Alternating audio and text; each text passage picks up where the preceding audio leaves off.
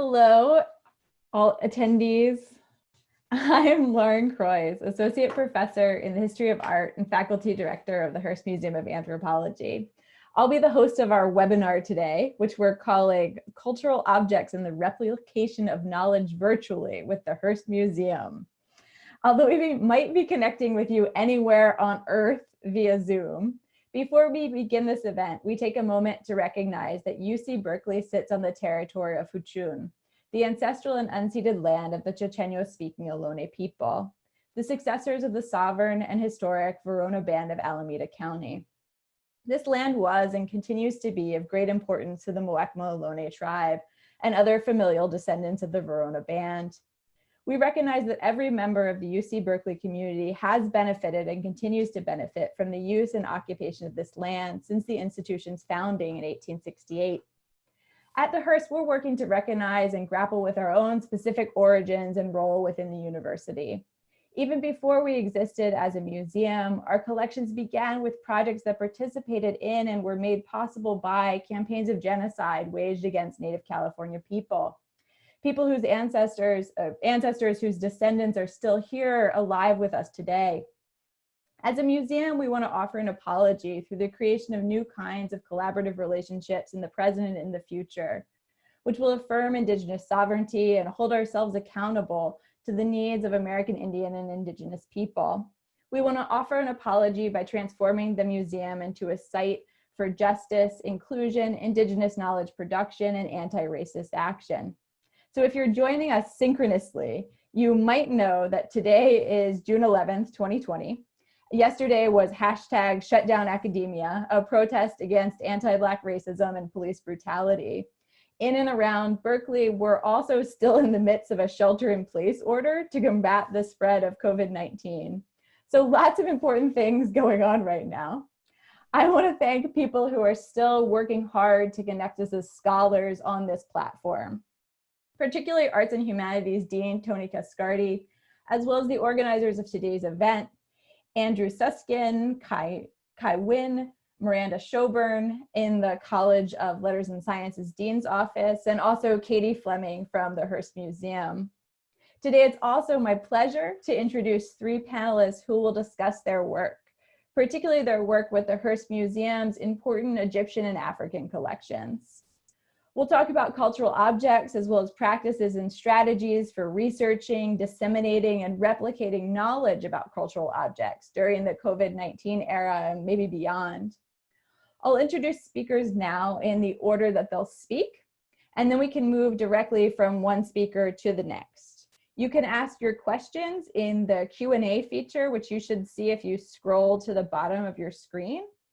And then you can ask them whenever they occur to you, and we'll take them at the end. Let's see. So first, to start, Mariane Ferme is a professor in the Department of Anthropology and a faculty curator at the Hearst Museum of Anthropology. Her research focuses on West Africa with a special focus on gender and material culture in everyday life, particularly in agrarian settings. She's also worked on politics and violence, primarily in Sierra Leone's 1991 to 2002 civil war and its aftermath. She was in the region during the Ebola outbreak of 2014 to 16 and the COVID-19 outbreak in March 2020. She's currently writing up a project on land rights and changing agrarian institutions in West Africa, and will then turn to comparative research on the aesthetics and political economy of waste.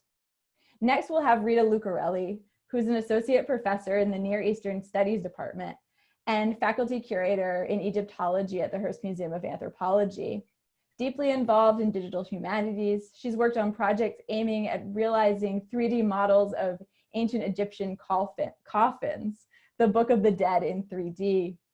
The magical spells decorating these objects are taken as case studies for investigating the materiality of the text in relation to ancient Egyptian funerary literature. Lucarelli is also completing a monograph on demonology in ancient Egypt and is a coordinator of the Ancient Egyptian Demonology Project. Finally, we'll have Jess Johnson, a PhD student in Near Eastern Studies. She received her BA in art history from New York University in 2013, and her MA in Egyptian art history and archaeology, and a graduate certification in museum studies from the University of Memphis in 2016. Her MA thesis focused on relationships between Egyptian demons in the Book of the Dead texts and wall decorations. Jess's studies have spanned into the digital humanities under the direction of Dr. Lucarelli, involving 3D models in virtual space, which she'll talk more about today. So please join me in welcoming them. That's where we'd usually clap. Yay. And now I'll turn it over to our first speaker, Mariane Ferme. Great. I will begin by sharing my screen. And so in these COVID times, we have been thinking more deeply about the ways in which we can use our museums remotely, obviously, because in a shelter-in-place order, we cannot visit the museum in person. And in this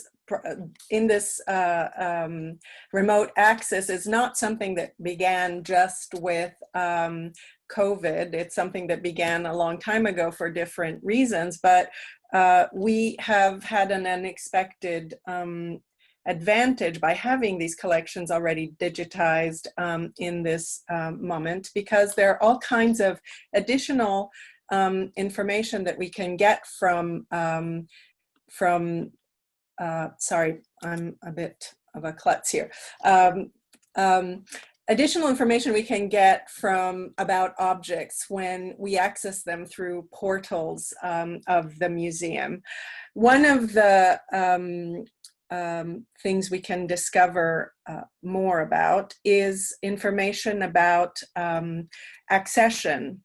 And in my field, West African, and West African masking in particular, what I can find out is, for instance, when important people in the anthropology of the region where I work have actually contributed objects to the museum. There are different ways in which museums have tried to make their collections more accessible. The digitization is one of the ways, because it gives us access to entire collections beyond what's available in public galleries, which are usually fractions, infinitesimal fractions of museum holdings.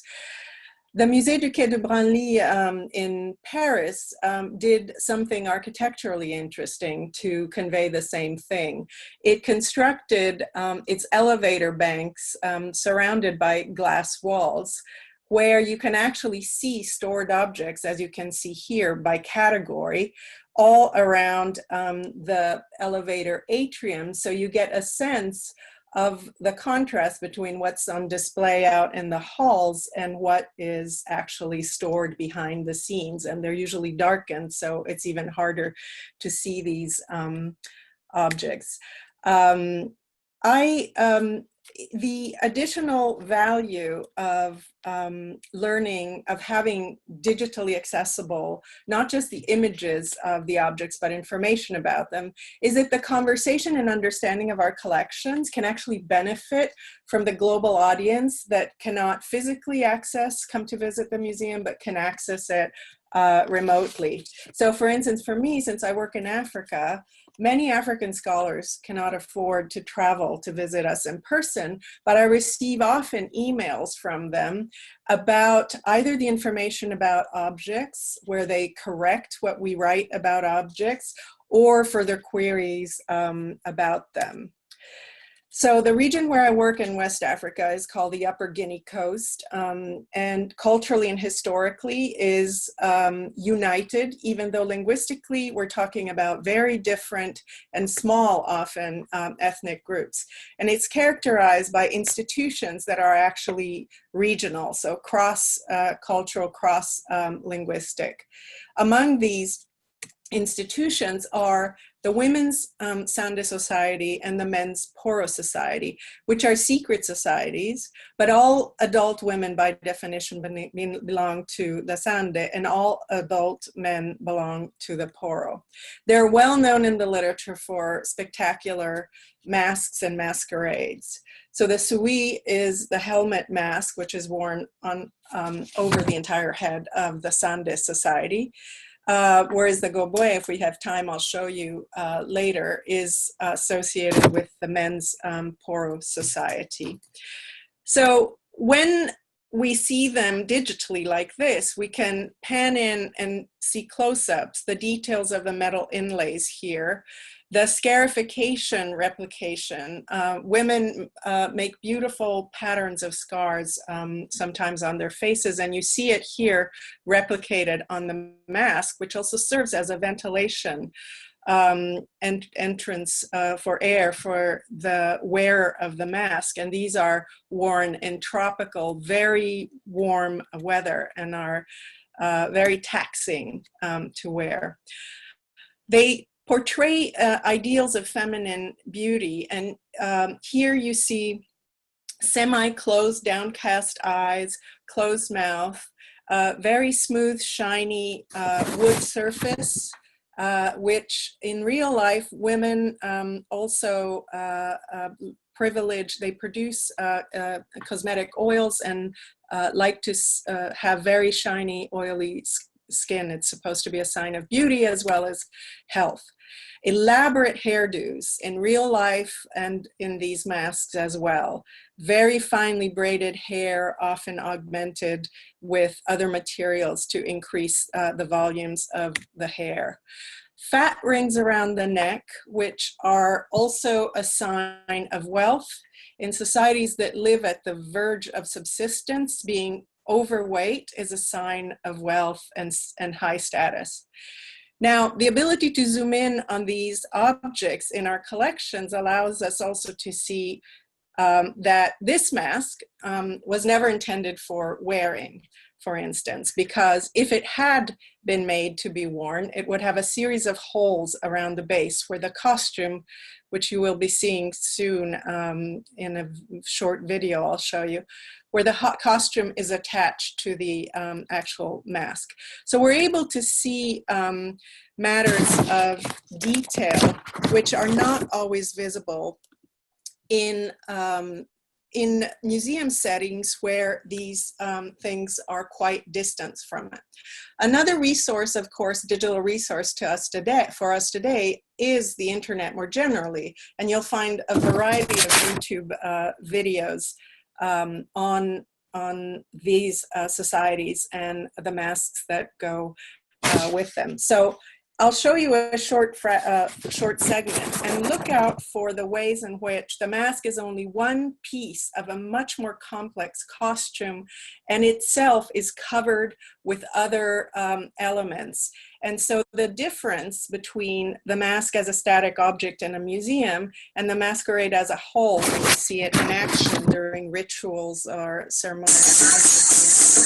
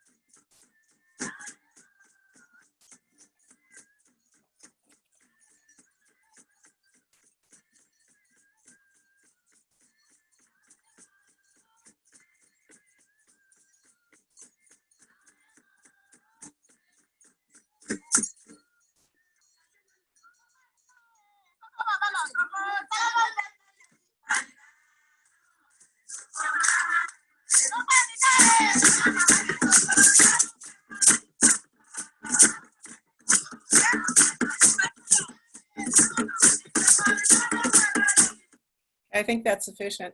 I just wanted to show you that little snippet at the end to point out to you how the woman, the live woman who starts dancing without the mask in the same context is actually wearing the same fixed, kind of features that the mask itself wears, almost expressionless and very contained and cool. I don't think there's much time to show you the gobue, which is, I just wanted to leave that image up there as I conclude my remarks. But as you can see, it's very, very different visually. It's not a carved wood mask. It's made of heterogeneous forest objects. And sort of as final, in closing, I just wanted to point out that these objects which we hold in museums are the public faces of secret societies. Some are made for performance, but some, as I showed you in one of our objects in the museum, were clearly from the beginning made just for decorative and you know, sale, basically. They require an audience to convey to all those not initiated into one or the other society that they're powerful and have the authority to silence, to occupy public spaces, to initiate young women and men into adulthood. They conceal their identities behind the mask, or actually inside them. These whole costumes envelop the whole human body. And as you may have noticed in the video that I showed, the parts of the body not covered by the raffia costume of the Sande Society were actually enclosed in black stockings and black sleeves. And this is important to conceal the humanity of the wearer of the mask. Throughout the performances, these masks control the dynamic between secrecy and publicity, and as soon as the performance is over, they disappear, kept hidden in secret places until the next occasion where their presence is required. And now I pass the torch to Rita Lucarelli. Thank you, Mariane. So I will also share my screen. Okay. And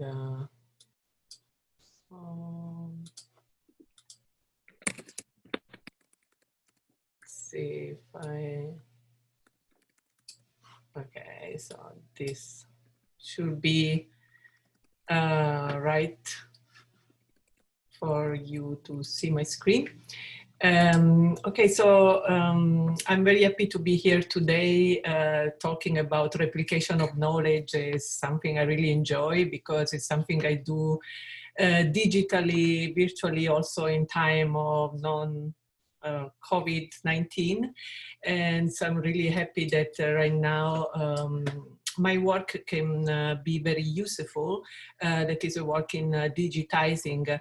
And as Mariane already mentioned, I think we are really lucky at UC Berkeley having this wonderful portal of the Hearst Museum, because beside this portal, beside having really good photographs and information about most of these objects, and we have in the museum more than 3 million objects, which includes indeed not only material culture, but also photographs, films, sound recordings. And now actually thanks to a new project that has been lasting a couple of years, led by Michael Black, which is the head of research and information at the Hearst Museum. We also have included in, we have in the catalog, online catalog, also 3D models of objects, as well as sound recordings. And this is a video made for the museum and UC Berkeley by Stephen McNally that you can find on YouTube, which really shows how technology today can be strategic for a museum, especially for a museum like the Hearst Museum with a reduced gallery space. Technology becomes strategic in in order to share the collection. And beside looking in the video, you can see here images of 3D models. This is one of the coffins on which I've been working on. And all these 3D models are now included in the portal, which is great. And I'll show you in a minute. You see also a photo of a student of mine who was photographing a huge stone sarcophagus, on which I will also talk in a moment. And Jessica Johnson will talk about that too. And the sarcophagus was first in a storage room of site in Richmond, and then was brought in the museum. In time like this one, when the museum is closed, it becomes really important to be able to access these amazing objects also from home. And see if I can change slides. And so I think it's important today also remembering how digitizing collections is important also for learning. For a university museum, students have to be able to access the collection. And in my course especially, but also from students of anthropologies and the humanities in general, the students are the first persons to use the collections actively, to photograph the objects, and so contribute actively to the portal. And at the moment in the portal you can find 13 objects which are also available in 3D, but the number will grow. We are with my students, we are adding more models. Also Chris Hoffman from Research IT has been leading another project for having students photographing and building 3D models of the museum objects. And I've been also teaching a course on digital humanities and Egyptology, where we've been working on 3D models of the museum collection. So, and indeed, I want to thank especially the museum staff for really having helped in all that. And so this is an example of one moment, oh yeah, of accessing an entry, catalog entry online from the Hearst Museum portal, and being able, oh, the video, so it's also a little video, one moment, being able to access all the information, so the metadata, all what we know about an object, so all the photos we have, and beside that also the 3D model. Now in this case is a pottery fragment, a so-called ostracon with the text on it. We have in this video, you will see in a moment also how the 3D models of coffins that I made for my projects are also now in the portal, accessible to everyone. And what is great in having also the 3D added to the 2D photos, digital photos, is that indeed the user can really easily flip the object around and see it completely, really experience, let's say, the object.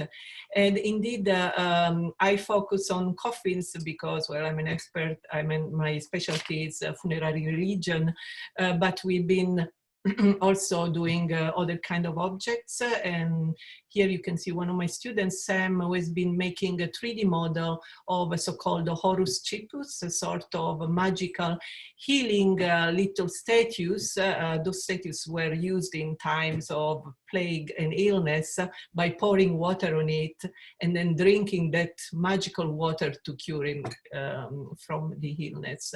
And you can see the difference between 2D photos on the left and the 3D model on the right made by Sam. With the 3D model, indeed, you can grasp the object better and very fast. Another example is one moment, this canopic box where jars containing the interiors of the mummified deceased were kept, always with a magical purpose to protect the body, also for the journey in the netherworld. And so my students here have been making a model of the lid of the canopic box, which in the form of a god, of the falcon god Horus. And this is one of those canopic jars where the interiors were kept in the form of a baboon god. And again, you can see the 3D model that we made here, 2D photo, all this when it's accessible online is really useful. We've been experimenting also with all sorts of application and software. Some of them now are even very cheap, can be downloaded on a smartphone. Like the case of this app called Display 6. If I am able to let this video go. A student of mine, Jason Silvestri, been realizing on headrest. And indeed, maybe Mariane knows that in West Africa still those headrests, which do not look really comfortable for sleeping, but they are used still for sleeping. We have them also in ancient Egypt. We found them in tombs. They're very often decorated with magical spell for the protection against nightmares or unpleasant happenings during sleep in the night. And this beautiful example is part of our Hearst collection. And so looking at the object in space is what we try to do with this app. And with the same app, the students really had fun by scanning objects also in the gallery. And so this is Display Land, actually. It's made by Ubiquity 6, a company, and we had one member of the Ubiquity 6, Valerio Paolucci, coming in class to give us tutoring on how to use it. And so here you see a scan of one of the masterpieces of our Egyptian collection, the beautiful stela of a prince, lived in Giza, north of Egypt, around 2600 BC at the time of the pyramids. And this stela is now in the gallery, cannot be seen. Of course, these scans are not precise, but basically you can reconstruct, replicate virtually the old museum galleries, and many museums are going in this direction, having complete virtual exhibition. And this is also the same scan that we did to the sarcophagus of Psamtik, which is also now in the gallery. And indeed, this sarcophagus has been the first case study of my already mentioned Book of the Dead in 3D project, aiming at applying photogrammetry to the study of the ancient Egyptian coffins in order to annotate 3D visualization of those artifacts and their textual decoration, which are indeed full of spells of the so-called Book of the Dead, which aim was protection in the netherworld. You can see here me and my students in the storage rooms of the Hearst Museum taking photographs of these beautiful coffins. And what we are trying to do is annotate them. So making sure that in the end, the museum visitors, the educator, the students can also really scholarly study those pieces by looking at the text, see the translation. So annotation softwares are a new trend in the world of 3D, and they are very useful for scholarly and educational purposes. So we are using that too. And well, those sarcophagi and coffins are also decorated not only with magical spells for the protection of in the netherworld, but also with images of gods and demons. Gods and demons that were invoked for protection by the deceased in order to protect the deceased during the journey in the netherworld, but they were invoked also in daily life. So in times of danger, when the plague plague was around, or other kind of illnesses. So then other benevolent demons and gods had to fight the bad one. And so since we are living in this difficult period, I thought it would be good to end my presentation with an apotropaic protective image of those scary demons that maybe can ward off the actual COVID-19 evil kind of demon which we are experiencing. And with this, I think I'll give the word to Jessica Johnson, graduate students in Egyptology, that will still talk about coffins, I'm afraid. Thank you.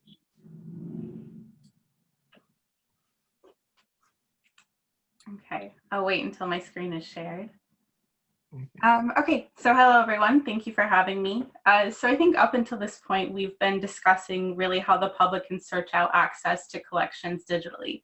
But this project, entitled Visualizing Ancient Egyptian Landscapes in Material Culture, Cultural Context for Immersive Visualization in VR, was developed to do exactly the opposite. So we want to bring the collections to the public instead of having them have to go through certain avenues.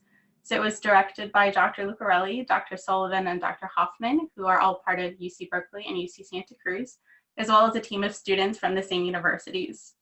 And I think in this day and age, we've expected a certain technological frontier from these universities.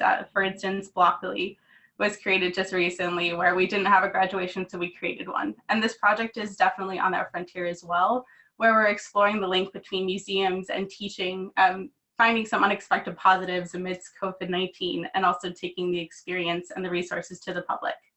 Next slide, please. So the goal of this project was to take an object at the Hearst Museum and recontextualize it within its original setting using a virtual reality application. So we chose the sarcophagus of Psamtek, like you saw in Dr. Lucarelli's presentation, and we chose to put him back into his original shaft tomb. And you could see an example that was pulled from the virtual reality application in the bottom right. So it's this long shaft that ends in a burial chamber. And Psamtek was from the 26th dynasty, so about 665 to 525 BCE. He was buried in a very popular cemetery called Saqqara, which you can see up at the top, which had superstructures called mastabas with other elites buried, and some pyramids around it as well. And through this, one of the best things that we've done is we've created a team of a lot of different people, content experts and technology experts, but mostly students. So it's been a great opportunity for us to actively work with objects and to understand how to converse with them and to show them to the public. And some of our goals have been to ensure historical accuracy, to make sure that this application is interactive, and to make sure that it can be received by a wide audience. Next slide, please. So this opportunity basically started with discovery. So like I said, we had technology students and we had cultural expert students, but there was definitely a period where we had to learn how to speak each other's languages, so to speak, and we've used a lot of different tools to be able to do that. The main tool is Unity, which is a virtual reality application software. That's what we've built the entire thing within. But we've also had to use a variety of other ways to virtually check in with each other to make sure that we were monitoring tasks and covering different areas. And it was already complicated because we were taking a landscape level visualization, so a 3D model of a landscape that was done by Dr. Sullivan, and a virtual object level visualization that was done by Dr. Lucarelli of the sarcophagus, and trying to meld the two. So it was already complicated tools and workflows, and we were trying to combine them, which definitely was not easy. But again, we tried to make sure that this was information that you could study, it was informative, and that it was also user-friendly once you decided to go within virtual space. Next slide, please. So one of the things that we really needed to make sure that we did was document the entire process. And considering virtual reality is really sort of the wild frontier of digital humanities, we're constantly thinking about new standards, new ethical guidelines, best practices, but we wanted to make sure that it was an application where you could have an element of self-exploration with the text and with the space. So we wanted you to be able, as a user, to take your education into your own hands and explore what you wanted to.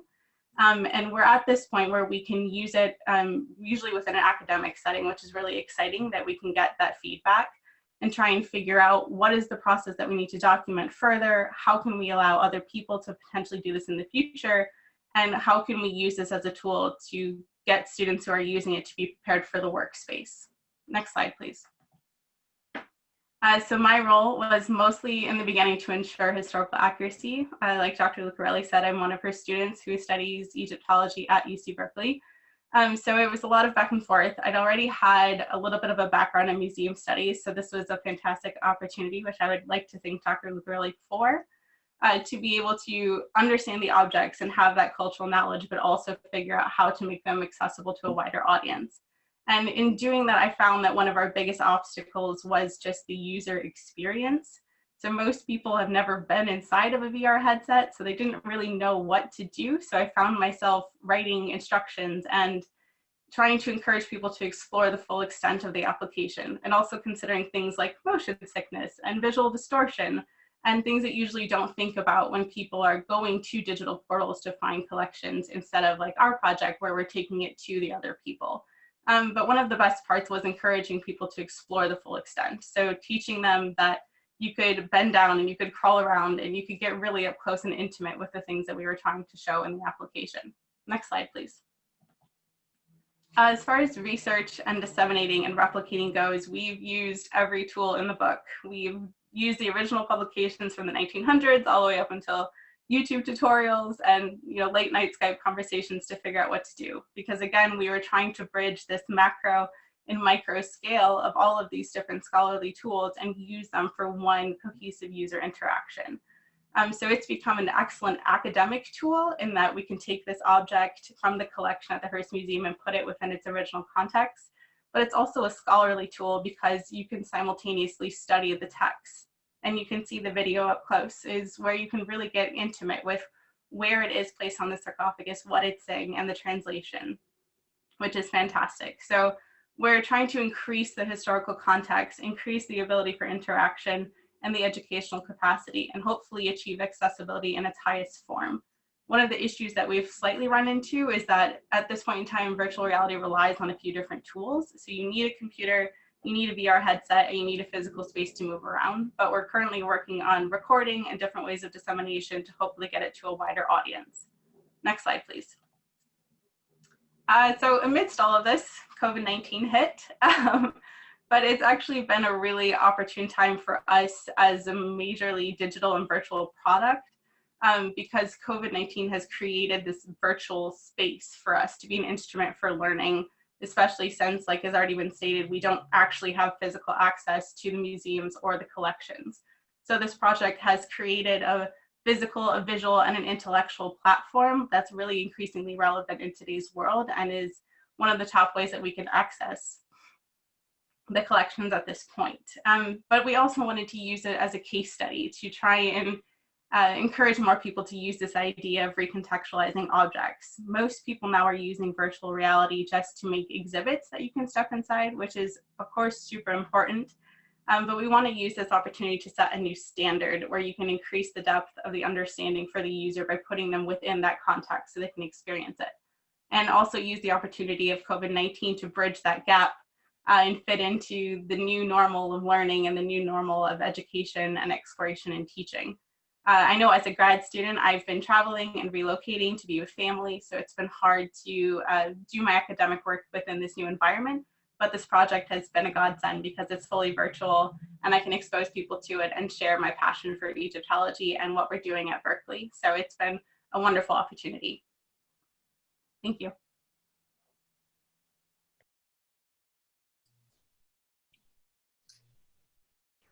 Thank you, Jeff. I'm coming back. Thank you.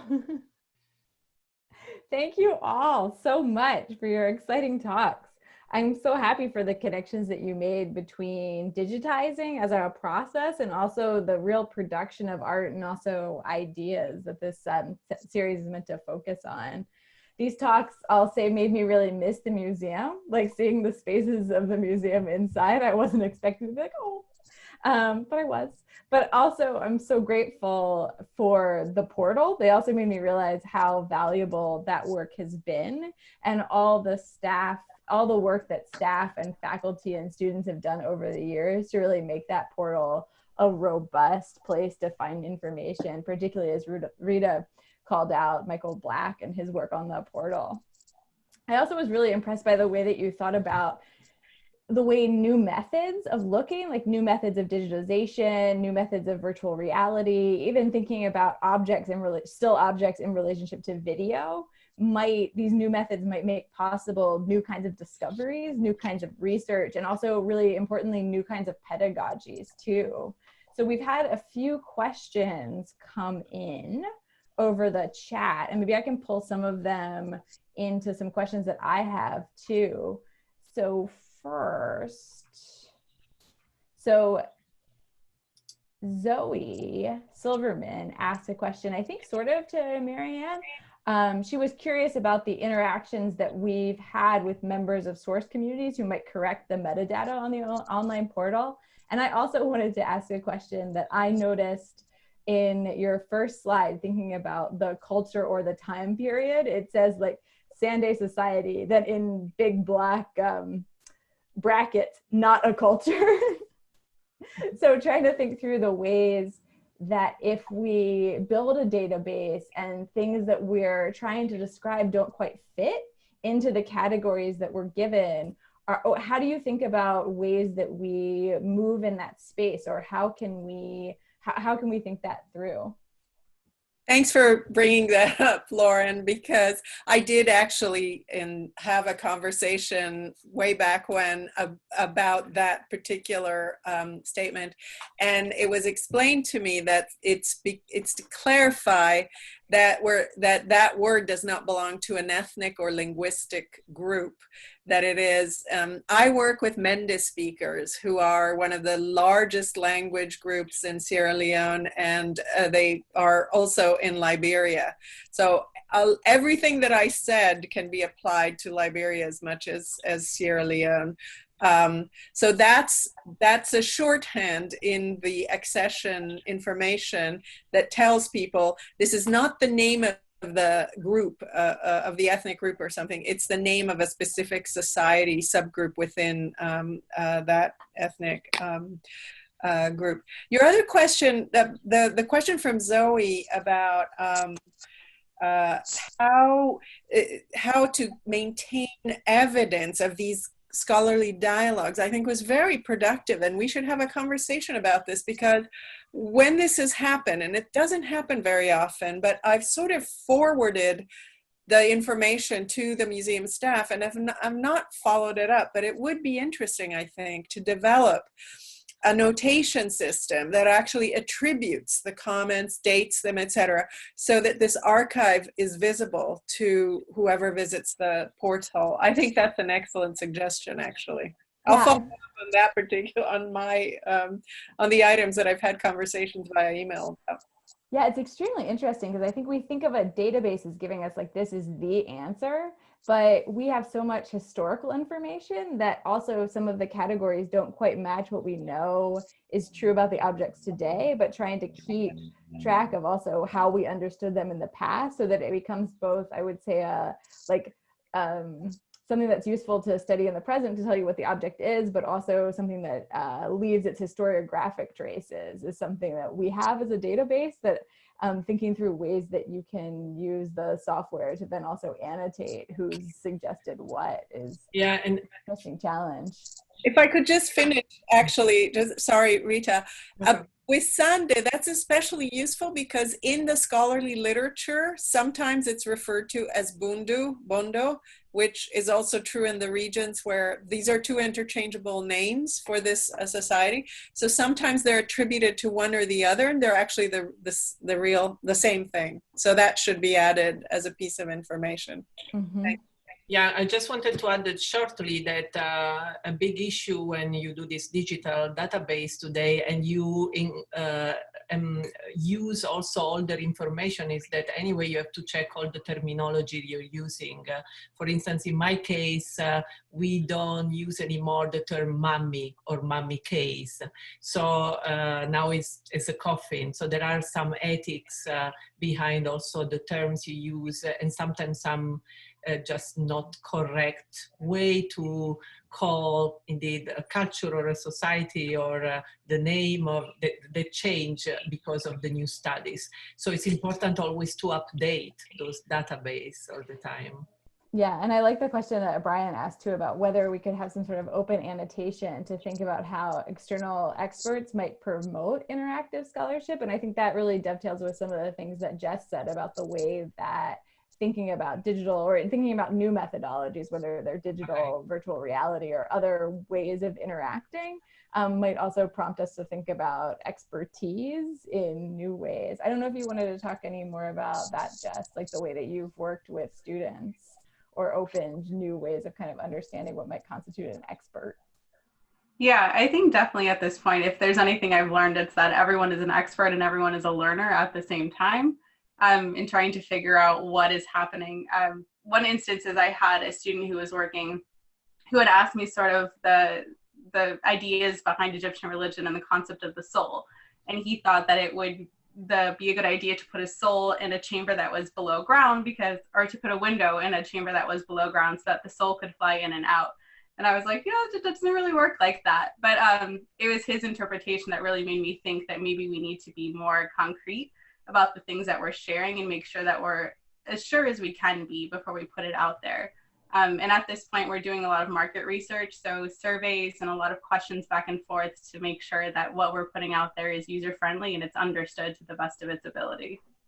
Yeah, it's such an interesting set of questions because I think what we're trying to figure out is how does the sort of thing that speaks for the museum with authority, like this idea of a portal and a database, how could it also have named contributors to it? So thinking about whether we could tag it or what sorts of open access we could actually grant and still maintain that idea of expertise, how open it can actually be to other kinds of viewpoints. Super cool. We have a question from Brian, maybe this is for Rita, about digital Karnak. Past projects such as digital Karnak appear to have been largely archived with reduced internet access. How will current 3D digitalizations projects be more broadly accessible? And how will that access be sustained in the long term? Do you have thoughts about that? Yes, actually, that's always a big issue we have with all digital projects. It's about sustainability. You start this wonderful project, how are you going to continue it once that you don't have funds anymore?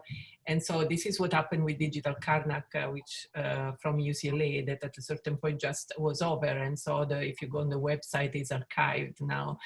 So it is important. And Chris, we have for the project Jess has been presenting, we have a research manager, Chris Hoffman, whom I see is online, is also asking a question that has been taking care of that.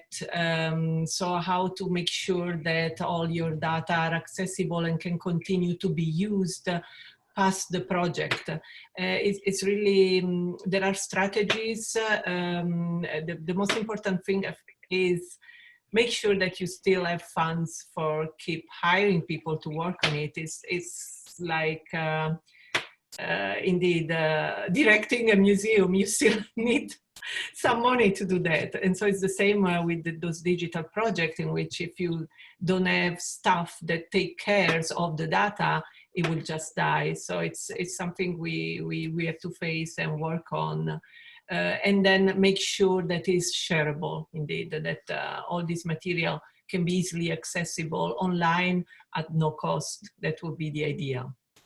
Yeah, that's almost like a way in which it's similar, because Chris had asked, what are the different risks that we might be thinking about, thinking through material culture versus these digital projects, the digital approaches. And what you're saying is that in some ways we have to think about them as similar, because we have to think about ways that we can have the funds to maintain them. That digital projects actually do require a certain amount of care going forward. Like because software's platforms keep changing and become outdated. And so if you've been working with a sort of certain type of software, then you have to update that as well. So it's complicated, but we are doing our best, of course.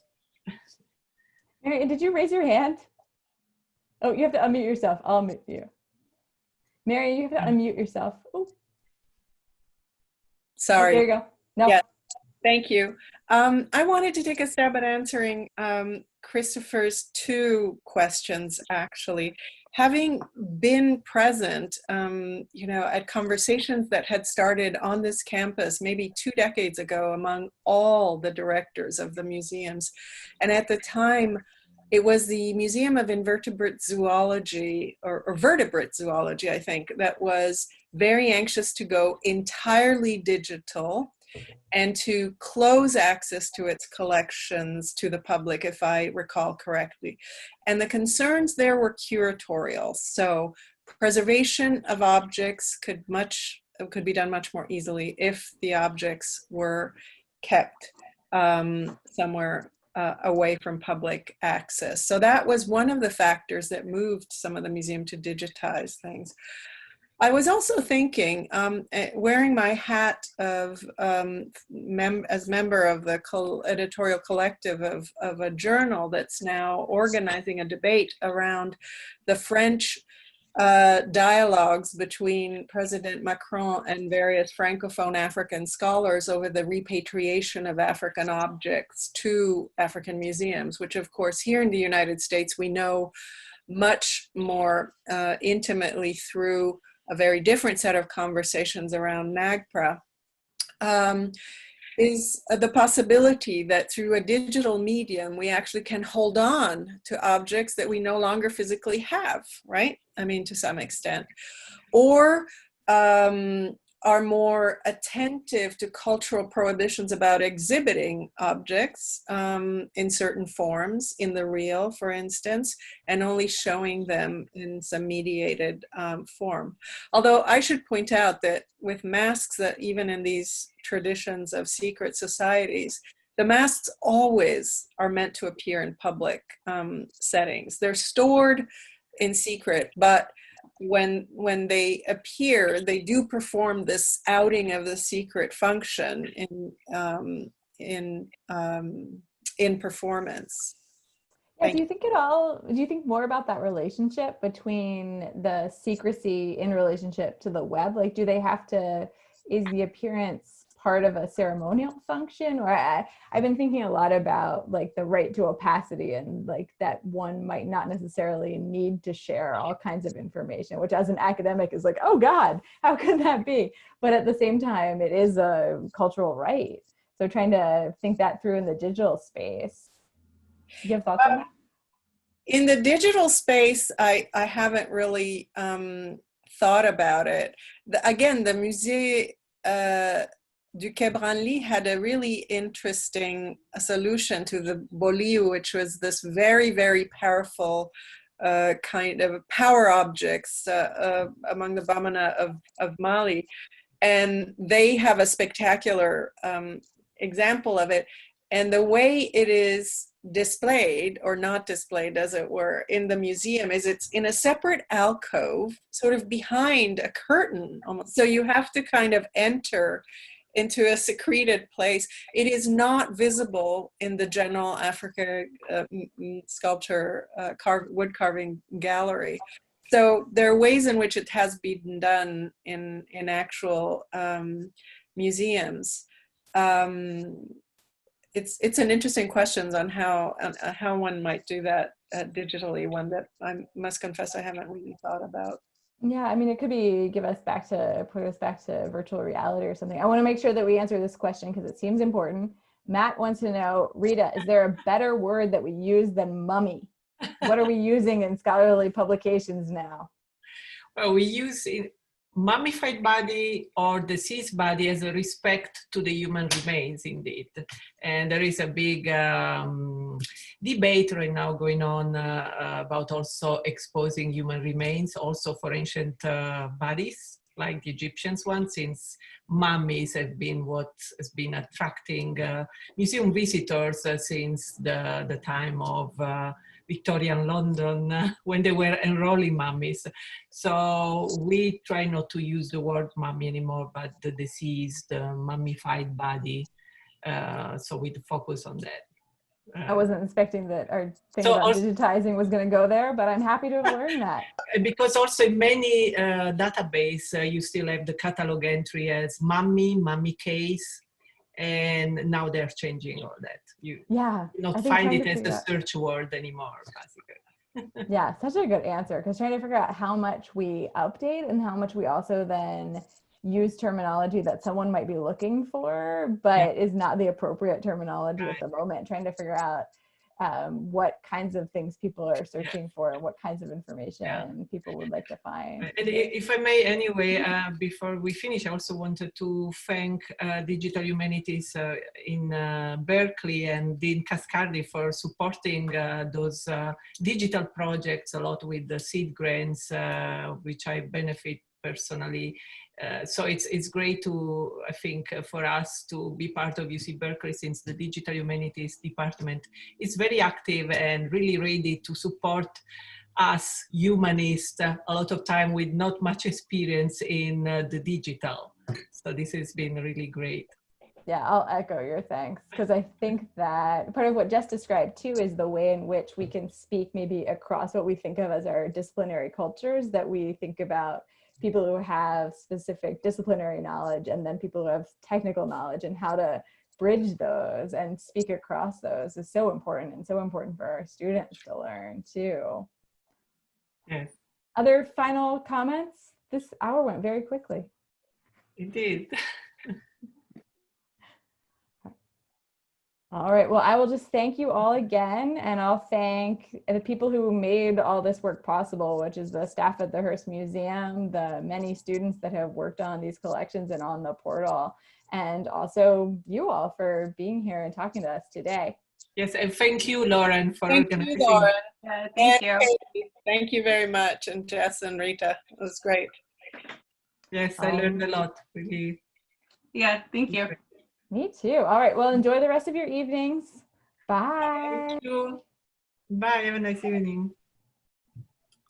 Oh, we're going to plug the website where people can find things before we sign off.